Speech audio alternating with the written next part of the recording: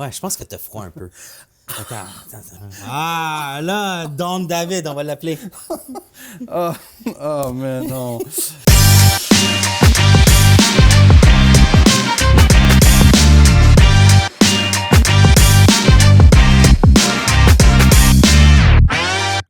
Bonjour tout le monde, bienvenue à la game du courtage. Ça va bien, David? Ça va bien, toi, Steve? Ouais. Qu'est-ce qu'il y a, Steve? Ah ouais, je sais pas, cette semaine, tu te plaignais tout le temps qu'il faisait fret au bureau. C'est pour ça que je me suis mis un petit chandail à manches longues et tout. Hein. Ouais, il me semble que tu étais venu avec quelque chose un matin. Non. Je sais pas.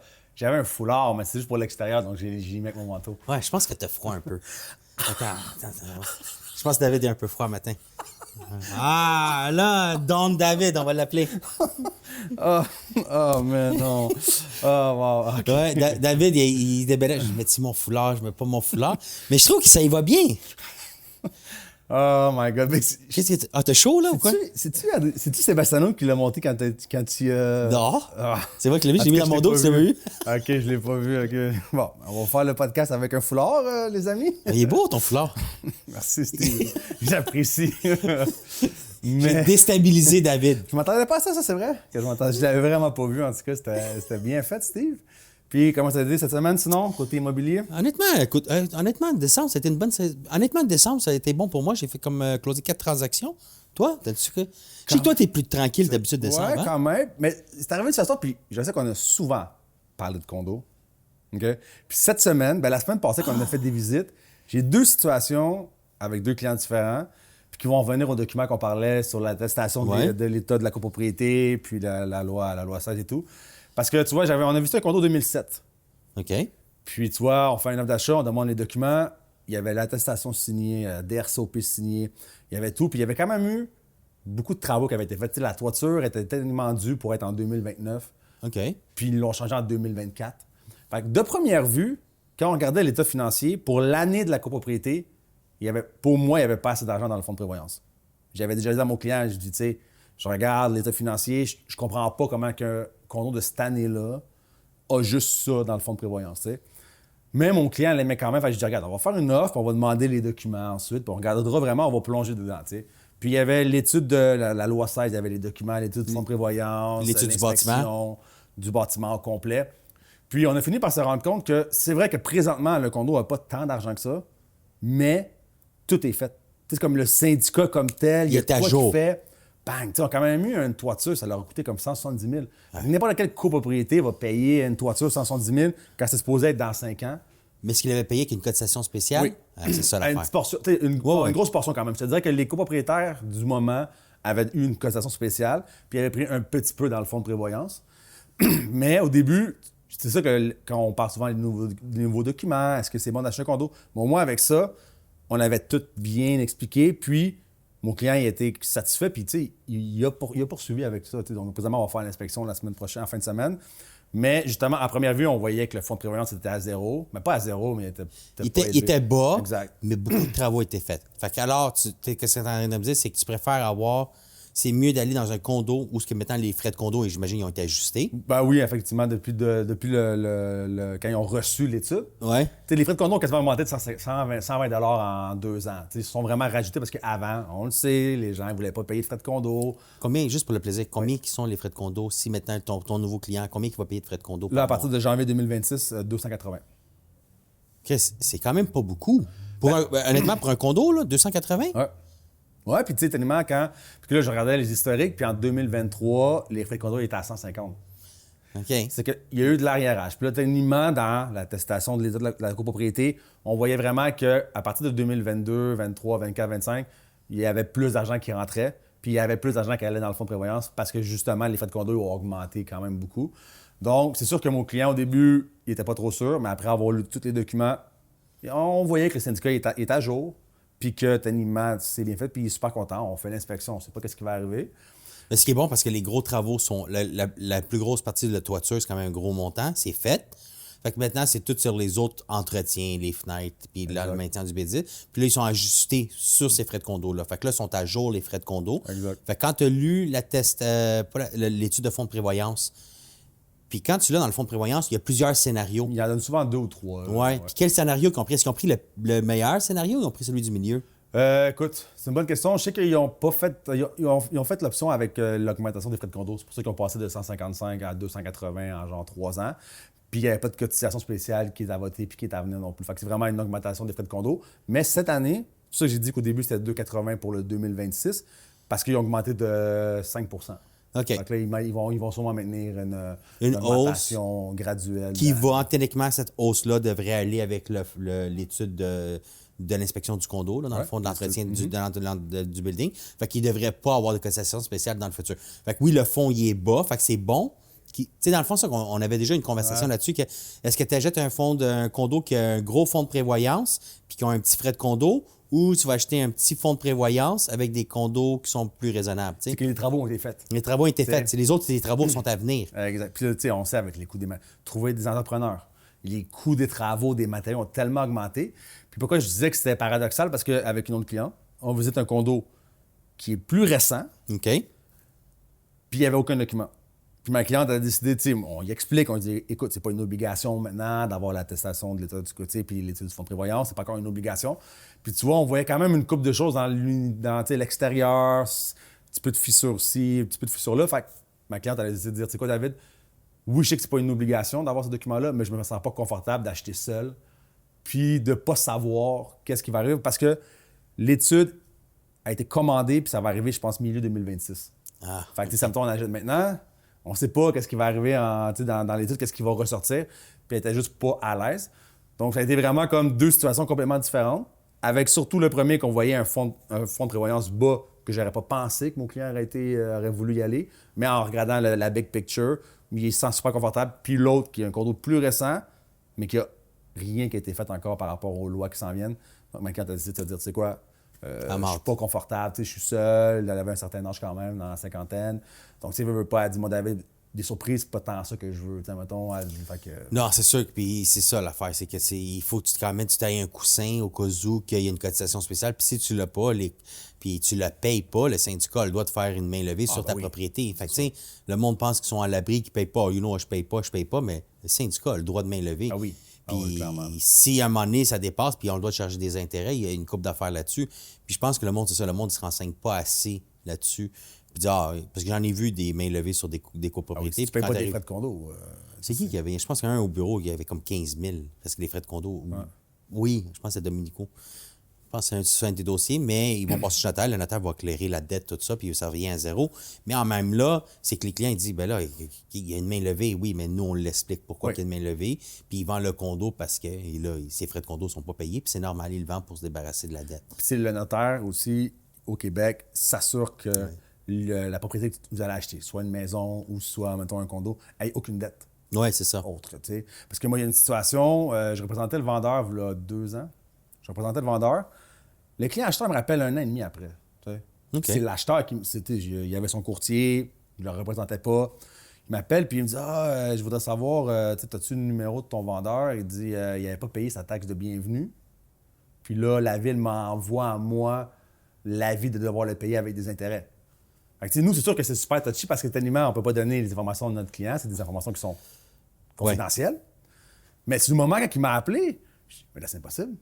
Ton notaire. » Il n'a pas fait de vérification? Tu sais, tellement, mon vendeur avait acheté comme 8 mois. C'était un flip, en fait. Donc, il avait acheté la propriété, il avait reflippé. Donc, techniquement, dans ce temps-là, la ville de Montréal, ça prenait un petit peu plus de temps avant qu'il envoie la taxe de bienvenue et tout. Puis, il n'avait pas payé.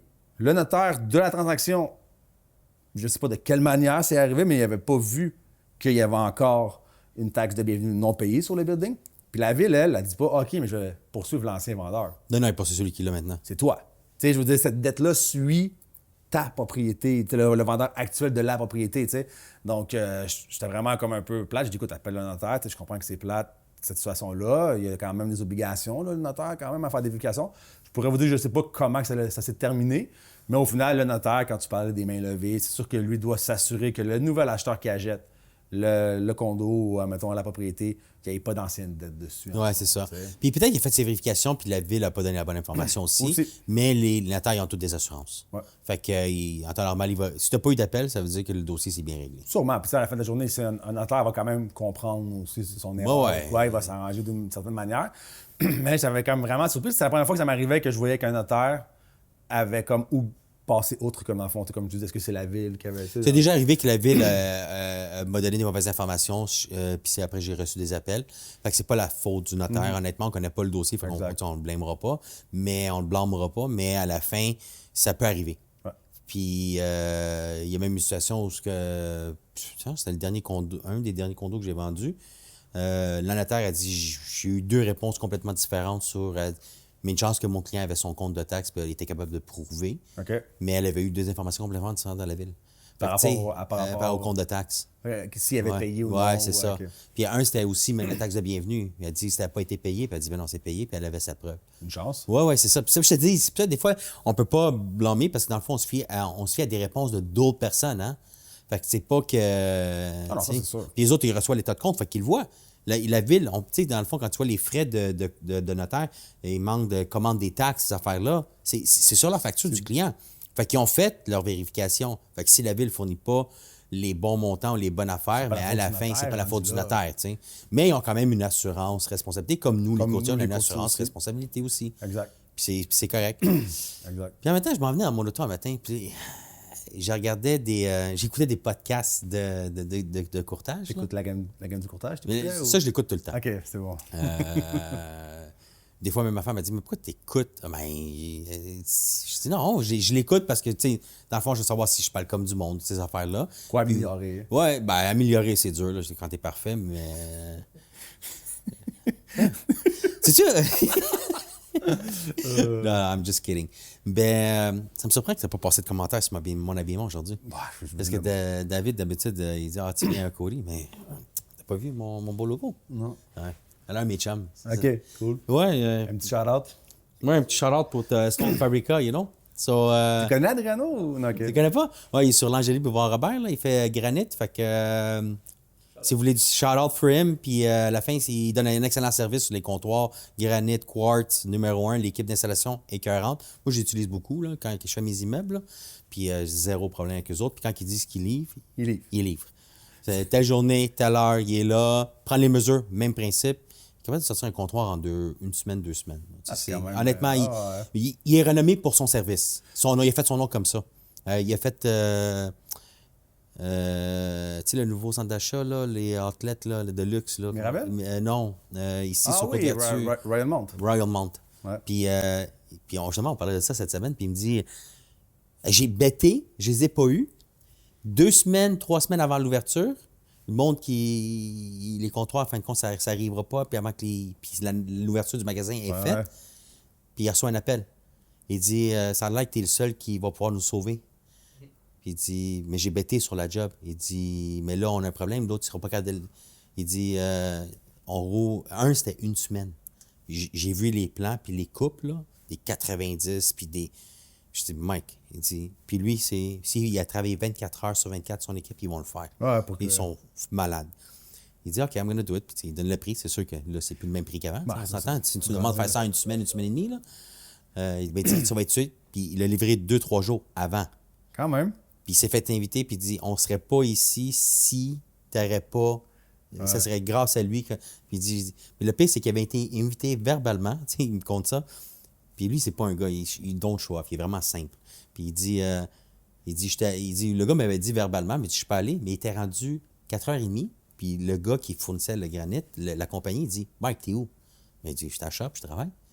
Il dit, non, je t'ai dit, fallait. Mais il dit, j'ai pas eu d'invitation formelle. Ouais. Il dit, non, faut que tu sois ici dans 1 heure. Il dit, t'es sérieux? Il dit, ouais. Fait qu'il est obligé à la maison se doucher, puis se rendre là-bas. Il est arrivé, je pense, 17 minutes avant que ça ferme. Avant que ça ferme. J'ai dit, il y a juste lui qui fait ça. Mais shout out for him, ils sont vraiment bons. Mais j'ai regardé des podcasts un matin, honnêtement, là. Puis moi, ça me gosse. Il y a des affaires qui me gossent, là. Ça, je connais pas le sujet, puis Steve commence comme ça. Je suis stressé, là. Je suis stressé. Je fais par exprès parce que je veux l'honnêteté de David. Puis il va être honnête. Puis David, il est plus style. Le monde te regarde, puis il a l'air professionnel. T'sais. Le monde me regarde, puis il dit nonchalant, you know? Ça, c'est un terme italien, nonchalant. Il est nonchalant. Ouais. So, puis c'est pas que je suis nonchalant, c'est juste que je suis un style plus décontracté. Mais, puis là, j'écoute les podcasts. J'en ai écouté 3 juste pour le fun, puis ça revient toujours à ma affaire. Il dit, les courtiers vendent des rêves à leurs clients. Puis moi, cette phrase-là me gosse. Ouais. Parce que moi, j'ai toujours dit, je vends pas un rêve. Je te vends un piece of asset. À la fin, si je te... Le rêve peut devenir une catastrophe. Si je te vends une maison qui est même durant le COVID, j'ai visité des maisons, puis le monde était là, puis j'entendais des courtiers, elle est super belle. Puis moi, là, je regardais tous les défauts de la maison, puis je me dis, mais ça, c'est une vidange, cette maison-là. La rénovation est mal faite. Le courtier est en train de vendre un produit avec son acheteur, que c'est une belle maison, que c'est bien fait. Ça représente pas la réalité. Non! Puis, non, c'est lui qui va acheter ça, là. Il achète vraiment dedans. Puis ces maisons-là, ils ont eu 2, 3 offres, 4 offres, 5 offres. J'étais là, mais non, ça se peut pas. C'est une vidange comme maison. Ouais. Puis là, ça, c'est des courtiers qui vendent des rêves à leurs clients que... Des fois, j'aimerais ça être un petit oiseau puis être là, puis regarder, après 1 an, qu'est-ce qui est arrivé avec cette maison-là, puis combien de plaintes qu'ils ont eu là-dessus. C'est clair, parce que tu sais, cette maison-là que tu dis, elle peut être bonne pour un certain type d'acheteur. C'est quelqu'un qui est averti puis qui sait dans quoi il s'embarque, rendu là à la fin, c'est correct pour lui, la maison lui convient, mais de ne pas lui vendre un rêve. Puis par rapport à ça, je rebondis. On avait une discussion avec un de nos courtiers cette semaine, puis tu étais là en bas. Il était comme, moi, je suis un vendeur. Ça, quand tu dis, toi, ça te gosse le monde qui vend des rêves. Moi, quelqu'un qui me dit que je suis un vendeur. Là, Ah ouais, c'est la même chose. moi, ça me pue au nez, vraiment, parce que moi, j'ai tout le temps, je suis pas un vendeur. À la fin de la journée, je suis un conseiller en immobilier. C'est ça. Je vais te conseiller ce que moi, je pense. Puis souvent, tu le sais, des fois, on entend nos clients, moi, je pense, mais ça vaut tant. Ah, Oui. mais mon client décide de mettre plus ou de mettre moins. Mais c'est lui, au final, qui prend la décision. Moi, je te conseille là-dedans, je vais t'accompagner. Je vais te dire, moi, avec mon expérience, que je pense à la maison. Mais à la fin, c'est pas moi qui décide. Je te vends rien. Je te vends rien du tout. Tu lui donnes les outils pour prendre la bonne décision. That's it. Puis en réalité, tes clients, ils te font confiance, ils vont dire, toi, Steve, qu'est-ce que tu ferais? Ouais. Ça va, ça Puis arrive souvent, ça. l'affaire, ça arrive souvent. Ouais. Moi, l'affaire, c'est que je suis zéro émotionnel, c'est business. Quand j'achète une maison, c'est business. So, moi, je leur dis, moi, personnellement, je suis business. Je suis pas émotionnel. Fait que pour moi, dans 3 ans, faut que tu fasses un petit peu d'argent, OK, sur ta propriété. Fait que si moi, je calcule, moi, je ferais une offre de cette façon-là, mais ça, c'est moi. Moi, je t'ai donné les chiffres, puis toi, comment tu te sens quand tu es rentré à la maison? Est-ce que tu l'as aimé? Est-ce que tu t'es senti confortable? Je t'ai donné les points négatifs de la maison, parce que c'est sûr que tu achètes une année 1960, mais dis-moi pas qu'à moins qu'elle ait été refaite, mais elle était isolée à R6, la maison, elle n'est pas isolée à R12 qu'il y comme a pas aujourd'hui. la même isolation. Fait que, tu sais, ton coût d'électricité va augmenter. Il est plus cher qu'une maison normale. Fait que, tu sais, en donnant les... Tu sais, puis en plus, 1960, on sait que le filage, c'est 2 fils. Il n'y avait pas 3 fils, il n'y avait pas de neutre. Fait que, si tu donnes l'information comme il faut, puis ils ont pris la décision éclairée, 100% d'accord. Exact. Mais combien de courtiers qui savent que les bâtiments 1950-1960 qui sont sur du... Il n'y a pas de neutre dessus. Ouais. Tu sais, on est 17 000, là. Ah, dis ça. 17 000 courtiers, en fait. Puis tu as raison, comme je te dis. Puis moi, quand les gens me demandent qu'est-ce que tu ferais à ma place, j'essaie de mettre dans leur peau. On connaît nos clients. Oui. On sait qu'est-ce qu'ils regardent, leur budget, on sait qu'est-ce qui est important pour eux. Fait que moi, je me mets toujours dans leur peau. Moi, je leur dis tout le temps, votre préqualification, c'est comme si c'était la mienne. Je prends vos besoins, je prends ce que je sais de vous. Puis après ça, je leur dis, personnellement, je pense pas que j'irai là, ou personnellement, je pense que oui. Exactement. Puis même pour le condo, tantôt que je parlais de la cliente, elle adorait le condo, la cliente. Puis elle dit, David, toi, qu'est-ce que tu ferais? À ta place, je la jetterais pas. Il y a trop d'incertitudes à la fin. Fait que, moi, je me suis mis dans sa peau à ma cliente, voir est-ce que moi... à la fin de la journée, comme j'ai dit tantôt... C'est une tolérance de risque, hein? Puis chaque acheteur a une tolérance qui ça. est différente. Donc, à la fin de la journée, c'est pour ça que tu dis souvent, c'est toi qui dis souvent, il faut être style caméléon quand on est courtier, d'être capable de s'adapter aux besoins et de savoir ce que ton client veut. Puis ça, c'est super important, ça, de comprendre, parce que c'est pas chaque client qui ont les mêmes critères importants. On a toujours des critères qui sont comme non négociables. Oui. Une piscine, tant mieux, ou non, tout ça, rendu là, mais tu as le nombre de chambres, tu as le nombre de salles de bain, tu as le secteur, tu as plein de critères que pour chaque client, ils sont non négociables. Puis ça, je pense qu'en tant que courtier immobilier, il faut être capable de le voir, puis de le prendre, puis de vraiment les accompagner avec ces critères-là en tête, en fait. Oui, puis l'affaire, c'est ça. Puis dans le fond, c'est tout du monde qui ont dit qu'ils ont pris des cours. J'écoutais ça, puis ils disaient, ah, j'ai suivi ce cours-là, ça m'a coûté 2000 pièces. Puis on dirait que les cours en immobilier, c'est que le monde donne, c'est comment tripler tes ventes, comment faire plus de leads, comment aller chercher ici, comment... Tu sais, moi, là, ça fait 10 ans que je fais ça. Tu sais, je veux dire, OK, oui, j'avais un bon background en arrière, j'ai un background en construction, tout ça. Ça m'a aidé, mais j'ai pas commencé à 20 ans. J'ai commencé à 37 ans. J'avais déjà de l'expérience personnelle. Fait que moi, dans ma tête à moi, c'est-tu, OK, je veux faire 1 million de chiffre d'affaires, puis je veux faire du rollover. Tu sais, comme les banques. On regarde les banques. Ils sont toujours focusés sur du new acquisition nouveaux cost. clients, ouais. Des nouveaux clients. Ça fait 10 ans que tu es à la banque, puis là, tu as un taux plus élevé que si tu changes de banque. Come on! Ouais. Puis moi, là, honnêtement, personnellement, moi, je change tout. Moi, quand tu me fais ça, la banque me dit « Eh non, Steve, ça, c'est... Pas de problème. Je retire tout. » Ah non, mais va magasiner. Non, non. Là, tu m'as insulté. Tout bad. Puis on se reverra dans 5 ans si ça m'intéresse. Mais moi, je suis capable de tout fermer tous mes comptes dans un compte de banque, fermer toutes mes hypothèques, puis changer tout ailleurs. Puis sans gêne. Puis, tu sais, il y a une affaire aussi. Ben, écoute, si tu m'amènes une offre d'ailleurs, moi la matcher. Non! Non, trop tard. Non! Je suis là. Mais moi, c'est ça là-dessus, je t'avouerais que. Puis ça, Claudia, totalement différent. Elle ne voit pas ça de même, elle travaille pour une banque. C'est ça. Mais moi, je suis comme, non. Je dis, écoute, donne-moi ton meilleur. Je te dis pas de te mettre à genoux. Non. Non. Le meilleur taux du moment pour toi, c'est ça? Parfait. Si j'apprends que le voisin à côté, je peux aller le voir pour avoir 0,2 de moins, voyons donc. Sans négocier. Je veux Des dire, fois, tu négocies même pas. Hein? Puis la banque a dit, ben nous, c'est ça qu'on t'offre. Selon ton crédit, selon tes affaires, on t'offre ça. Il n'a même pas été allé voir son VP pour essayer de me négocier un meilleur taux. Ma banque n'est même pas capable de me donner ça dès le départ.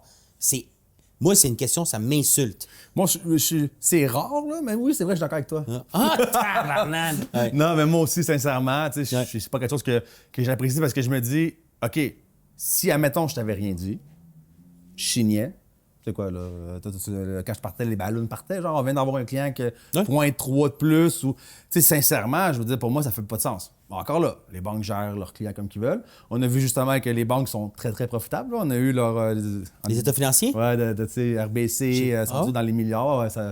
C'est des... Ça se fait qu'on ne fait jamais d'argent. On fait des prêts hypothécaires, mais on ne fait pas d'argent, on en paye. Mais c'est quand même des partenaires avec qui on fait affaire. Et les personnes avec qui on fait affaire, c'est pas la corporatif en haut. On fait affaire avec des êtres humains comme nous autres qui malheureusement, ont des boss en haut d'eux autres, puis c'est pas de leur faute. T'sais. Fait que je blâme pas les employés, je blâme vraiment les boss, les CEO. Réveillez-vous un peu, câlisse. Mais... non, moi, ça m'énerve. Là. Mais c'est toujours en train... Puis si les banques, il y aurait les lois comme aux États-Unis. Ah, ça, je peux... Non. Si ça serait que les banques seraient comme les... Puis il y aurait des compagnies privées, les banques marcheraient différemment, je te le dis, moi. Ça, là-dessus, je suis pas... C'est comme un monopole. T'as pas assez de banques, t'as pas assez de compétition. Je comprends, OK? Sauf que, si on regarde aux États-Unis, c'est quoi la banque, là? Oui, en fait, faillite. Je suis d'accord avec toi. Je suis 100%. Oui, mais toi, parce que tu as ce discours-là maintenant. Mais si toi, t'avais 50 millions dans cette banque-là qui a fait faillite, t'aurais-tu le même discours? Parce qu'ici, t'animais avant qu'une banque fasse faillite. Tu sais, Laurentienne vient de se faire acheter par First Home, puis National aussi, tu sais. Ils n'ont pas fait faillite, là. Au Québec, au Canada, si une banque fait faillite, je sais même pas si c'est déjà arrivé, peut-être avant, mais je veux dire, sincèrement, je comprends qu'on a plus de réglementation. Mais je pense qu'au long terme, sincèrement, je pense que c'est mieux comme ça. OK, fait que dans le fond, le gouvernement va mettre une réglementation, arrêter de charger pour les frais Interact, les frais de carte. Tu sais, en vas dans une banque, là, tu vas retirer, tu vois une machine Interact, 3 piastres de frais pour retirer ton argent. Ouais. Non, mais mettez une réglementation. Ils font des milliards de profits. Ouais, mais pourquoi que eux autres, tu les contrôles pas? Pourquoi? Parce que c'est trop bénéfice pour eux autres. Fait que quand le gouvernement a un bénéfice qui revient dans ses poches, bien, c'est le peuple qui paye. C'est tout. Puis c'est rare. D'habitude, moi, je suis un consommateur payeur. OK? Moi, chialeur, non? Je suis pas chialeur. Moi, ça serait de moi, le système médical, je le mettrais ça au privé. Je vais aller chez le médecin, je paye, puis à la fin, tu me donneras un remboursement. Enlève-le de mes taxes. Le gouvernement ne sait pas gérer ça comme du monde. Enlevez ça devant les jambes. Merci, bonsoir. Je veux me faire servir, je paye moi-même. Hey, c'est quasiment 50 de nos impôts. Hey, on sauverait-tu de l'argent? Je le savais que ça allait déraper.